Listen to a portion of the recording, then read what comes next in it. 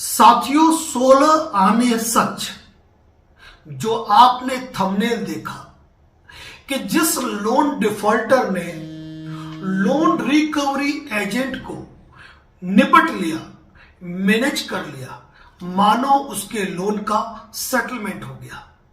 जी हां, यह एक महत्वपूर्ण कड़ी है, एक महत्वपूर्ण आधार है किसी भी लोन की रिकवरी का। साथियों, मैं आपको महत्वपूर्ण बात बता रहा हूं और वो महत्वपूर्ण बात यह है कि जितनी भी एनबीएफसी कंपनियां काम करती है, जितनी भी एनबीएफसी कंपनियां लोन डिसबर्स करती है, उनका लोन डिफॉल्ट होने पर उनके रिकवरी एजेंट सबसे महती भूमिका निभाते हैं लोन रिकवरी की। लोन रिकवरी के अंदर न सेक्शन 25 का रोल बढ़ा है, न 138 एनआई एक्ट का, न आर्बिट्रेशन का रोल बढ़ा है और न ही उनके कॉल सेंटर का। यदि लोन की रिकवरी का सबसे बड़ा हथियार यदि एनबीएफसी के पास है तो वह केवल और केवल रिकवरी एजेंट के रूप में है। और यही कारण है कि आप विभिन्न यूट्यूब चैनल पे लोन रिकवरी हरेसमेंट की वीडियो देखते हैं, क्योंकि लोन रिकवरी एजेंट इस बात को भली भांति जानते हैं कि यदि आपके घर के बाहर वो आ गए और यदि उन्होंने आपसे लोन की रिकवरी की तो आप ये सोचेंगे कि आस पड़ोस के लोग क्या कहेंगे, हमारे कार्यस्थल के लोग क्या कहेंगे, लोग हमारे बारे में क्या विचार करेंगे।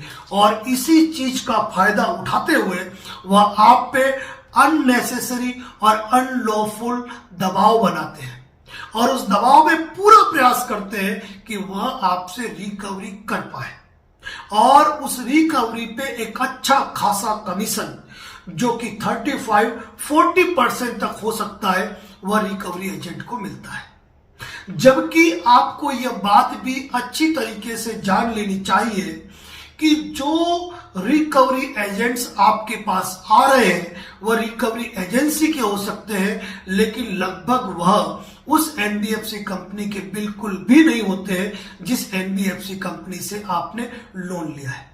साथियों, हर व्यक्ति जब लोन लेता है ना, उसकी पूरी कोशिश होती है कि वह लोन की ईएमआई का समय पे भुगतान करे। किन्हीं विषम परिस्थिति और आर्थिक हालातों के चलते यदि व्यक्ति एक बार विफल हुआ तो वह लोन के दलदल में धंसता जाता है। एक लोन को चुकाने के लिए दूसरा, दूसरे लोन को चुकाने के लिए तीसरा लोन लेता रहता है और इसी परिस्थिति में वह लोन के दलदल में पूरी तरह जब धंस जाता है, जब अंत तक कोशिश करता है कि वह लोन की ईएमआई को पे करता रहे और उसके लिए वह सिविल स्कोर की चिंता करता है और ये न केन प्रकार ने सामदाम दंड भेद, रिश्तेदारों से लेकर, मित्रों से लेकर, माता पिता से लेकर और यहां तक कि दूसरी एनबीएफसी कंपनियों के लोन लेकर, यहां तक कि क्रेडिट कार्ड के प्री अप्रूव्ड लोन तक उठाकर व्यक्ति पुराने लोन की ईएमआई को चुकाता है। लेकिन एक समय ऐसा आता है जब सारे रास्ते बंद हो जाते हैं और उसकी पूरी तरीके से ईएमआई भरने की क्षमता समाप्त हो जाती है। हम यहां पर हमेशा आपको यह सलाह देते हैं कि यदि आप लोन के दलदल में धंसते जा रहे हो ना तो रुक जाइए, स्टॉप हो जाइए। कोई अगर आपको लग रहा है कि मैं लोन के दलदल में इतना धंस चुका हूं कि दूसरे लोन लेकर मुझे लोन भरना है और आप सोच रहे हो कि मेरा आगे अच्छा दिन आएगा, तो उस अच्छे दिन के इंतजार में आज के दिन को बिल्कुल भी खराब मत कीजिए।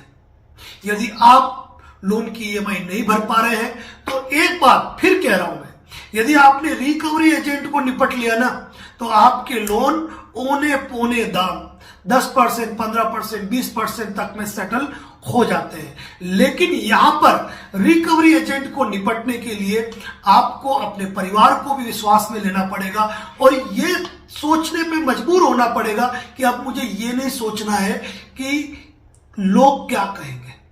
लोगों का काम है कहना। उन्होंने माता सीता को नहीं छोड़ा। आज की तारीख में यदि कोई अच्छा लीडर भी है ना तो उसकी भी कमियां गिनाने में लोग पीछे नहीं है।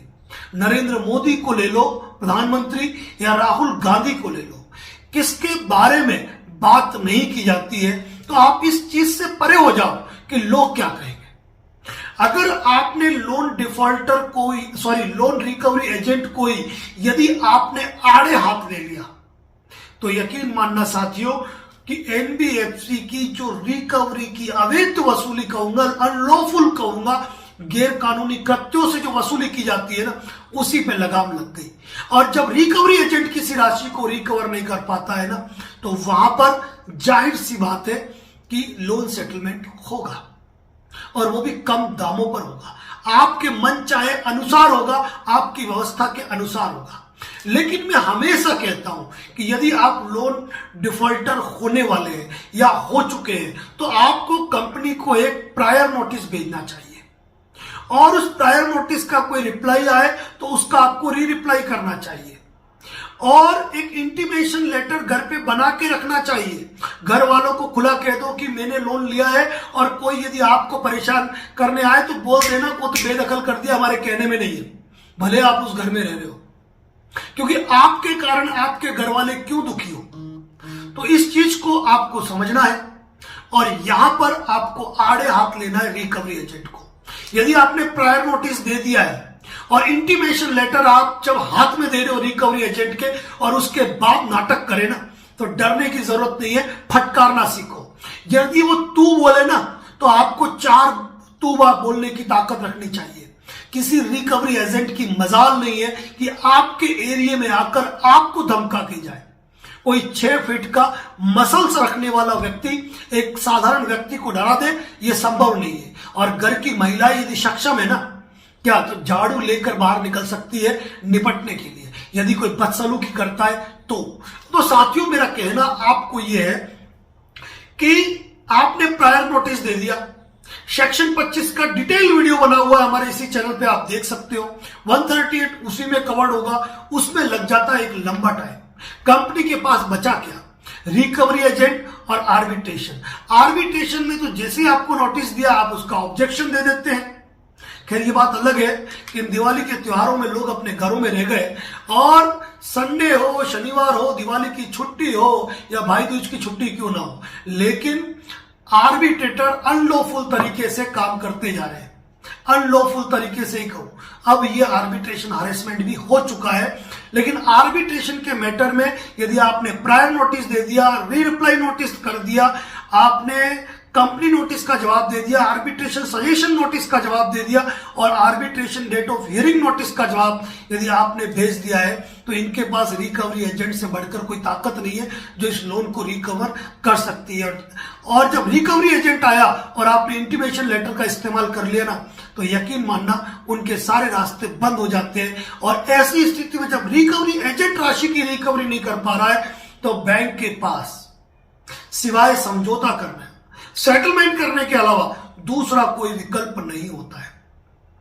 आपको अपने अधिकारों के बारे में जानना पड़ेगा। DRA licence, home visit, office visit और अपना आईडी कार्ड लेकर यदि कोई व्यक्ति नहीं आता है ना, आप उसको आउट कर सकते हो। यदि कोई बदतमीजी कर रहा है, 100 नंबर 112 नंबर पे कॉल करे और कहे कि गुंडागर्दी हो रही है, पुलिस तुरंत आएगी। 107, 151 जो सीआरपीसी का प्रोसेस था जो बीएनएसएस में अलग है, उसके अंतर्गत उनको गिरफ्तार भी किया जाएगा और पाबंद करने की कार्रवाई भी की जाएगी। घर वालों को विश्वास मिले, मजबूती मिले, और रिकवरी एजेंट को निपट लिया ना, उनको यदि आपने सबक सिखा दिया, उनको यदि तू का जवाब दे दिया, उनकी बदतमीजी का रिप्लाई आपने मजबूती के साथ दे दिया ना, तो ये मान के चलना कि लोन रिकवरी वाले एजेंट यदि सहम गए तो कंपनी के पास कोई विकल्प नहीं बचता है, और लोन का सेटलमेंट निश्चित रूप से उनको करना है, और वो भी औने पौनी रेट पर, जिसकी कि आप कल्पना भी नहीं कर सकते हो। तो इसके लिए फिर कह रहा हूं, prior notice, reply, intimation, arbitration, जितने भी नोटिस हो उनका आपको रिप्लाई सबमिट करना है। वैसे आप हमारे YouTube चैनल पर विजिट करोगे, ढेरों वीडियो है, किसी कॉल बुक करने की जरूरत नहीं है। इसके बावजूद भी यदि बात करना चाहते हैं तो दिए हुए नंबर पे आप व्हाट्सएप मैसेज करके, कॉल बुक करके बात कर सकते हैं। लेकिन एक बार कहूंगा कि advocate Narendra Joshi YouTube channel पर पूरा विजिट कर लीजिए। लोन डिफॉल्ट से रिलेटेड कम से कम 100 वीडियो पोस्ट है, जो आपके कॉन्फिडेंस को इतना अप करेंगे कि आप अपने मन में नेगेटिव ख्याल नहीं लाएंगे, अपने जीवन के प्रति गलत ख्याल नहीं लाएंगे, और अपने जो नियोजन है, अपने काम है, उसको शिखर पे ले आएंगे।